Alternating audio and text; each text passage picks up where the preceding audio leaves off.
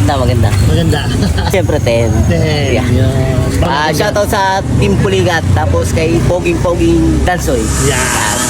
Maganda nga ba yung kinalabasan ng badya ni Bossing? Yan yung nga alamin natin. Tara!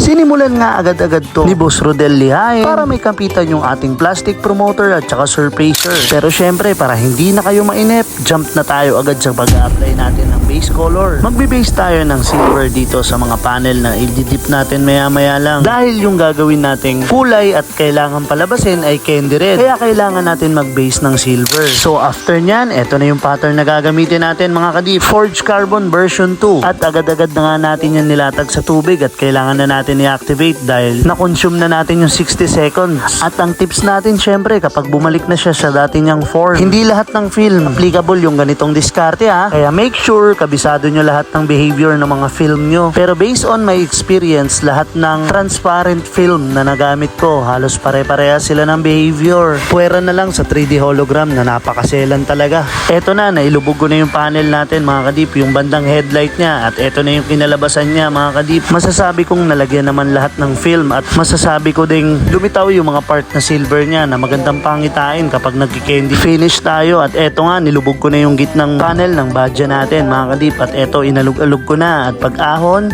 same finish naman sila kaya all goods na all goods na. After nyan mga kadip, hugasan na mano-mano yan ni Boss Jess. Tapos rekta na tayo agad sa pag-apply ng candy red natin. Brand pala na gamit nating candy red dito, Weber. Weber, baka naman. Hanggang sa mga susunod na panel, ganitong application lang yung gagawin natin mga kadip. Di ko kasi na-videohan yung pag-apply ng ating high solid clear pero sure ball. Nippon paints gamit natin dito.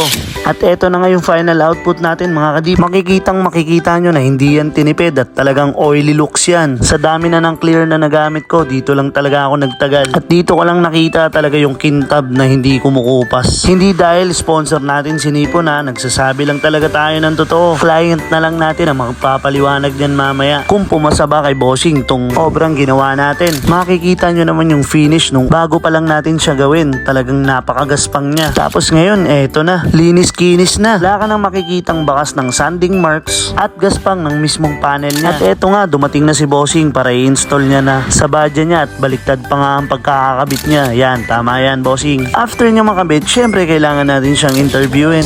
Pogi na boss, pogi. Astig.